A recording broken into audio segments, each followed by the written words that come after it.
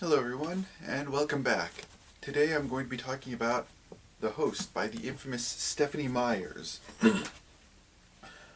Our world has been invaded by an unseen enemy that takes over the minds of human hosts, while leaving their bodies intact.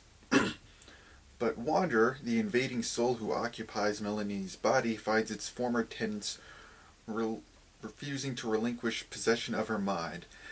As Melanie fills Wanderer's thoughts with visions of Jared, a human survivor who has avoided invasion and lives in hiding, Wanderer begins to yearn for a man she's never met. And soon, Wanderer and Melanie, reluctant allies, set off to search for the man they both love. Featuring one of the most unusual love triangles in literature, I'll give it that at least, The Host is a riveting and unforgettable novel about the persistence of love and the essence of what it means to be human. No, it really isn't. Anyway, let's talk. Let's see.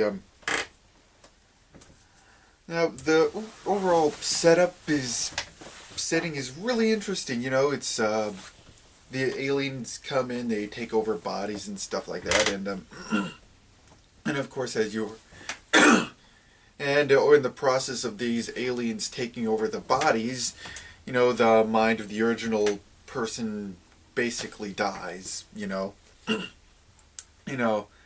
mean, and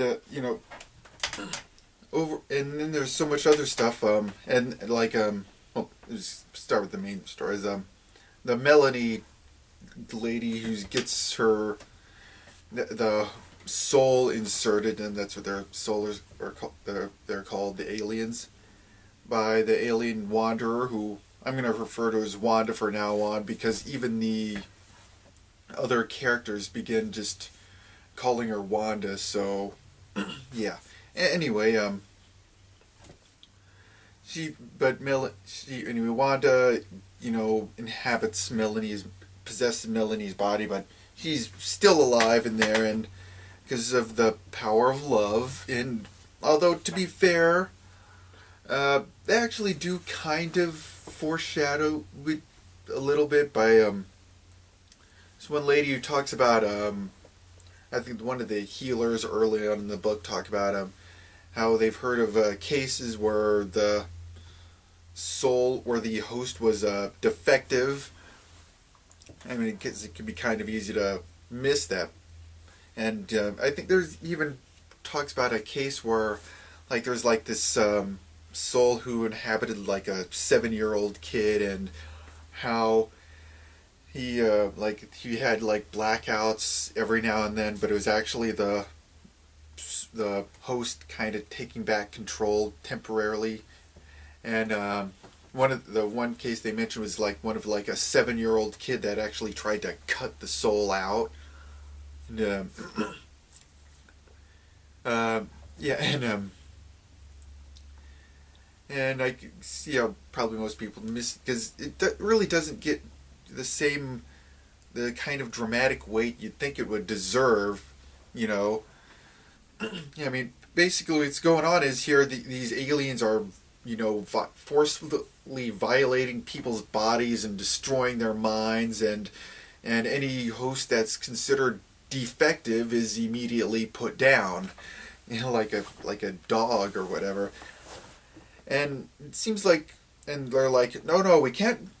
They don't bother with any of that stuff. Like like that sounds like the setup for a good story. Let's focus on this love triangle thing going on, and there's and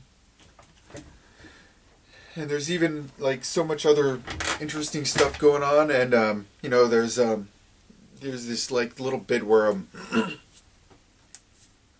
or like Wanda is talking to like Jamie, talking about all the other worlds that the souls have been to. Apparently there's like there's the planet Origin, where they're all from, until like some other aliens tried to invade, and then that's when they found out they could take possession of their other aliens' bodies. They never really discuss really how or whatever, but still, and like that's how they became into that's how they got the whole spacefaring thing going. You talk about like different other planets, planet of like bat people, where they like see with their voices. They called it the singing world. There's the was it the like the planet with like spider things that have like 3 brains, and so they can be possessed by the souls while still being in control themselves a little. And these spiders are like super intelligent. They built like these really great ships, and like all this stuff which is really interesting and would be really interesting to, go there and see any of that stuff or see any of their ships. But no, apparently they decided, nah, once again, to heck with all that stuff, let's focus on this boring ass love triangle.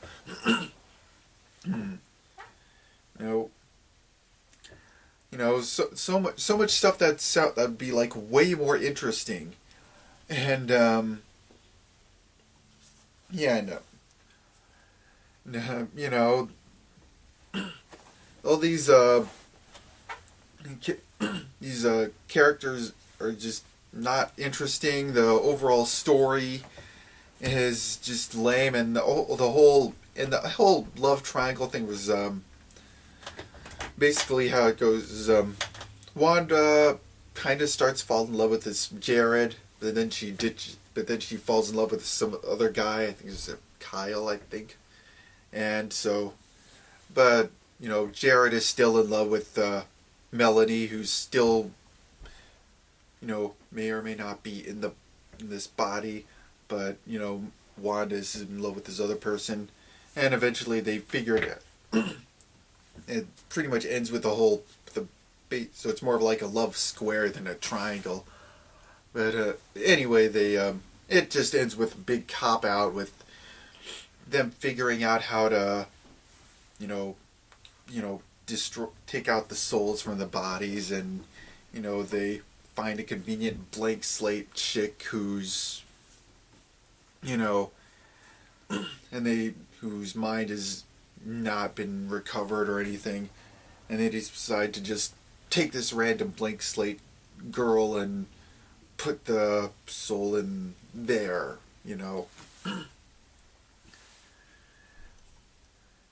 Not only is it a blatant cop out, but it kind of makes you wonder, well, like, what's up with this, this other girl who's, been through some sort of this trauma of, almost getting her mind destroyed, and now she's like, nah, let's just,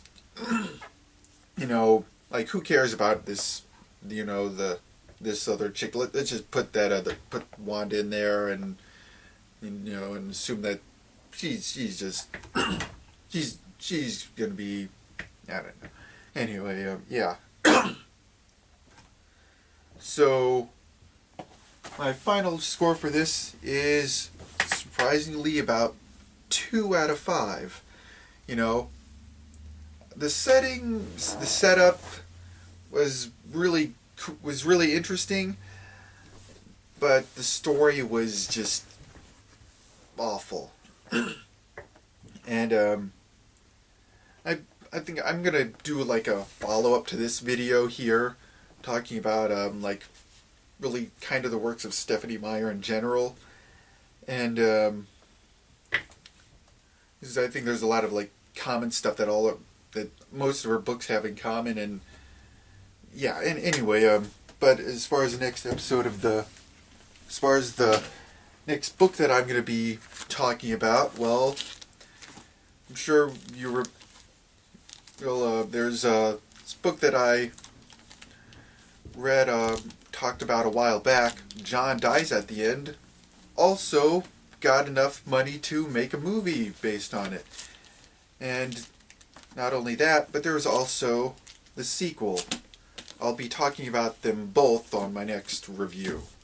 Till then, and till then, see you later. Have a nice day.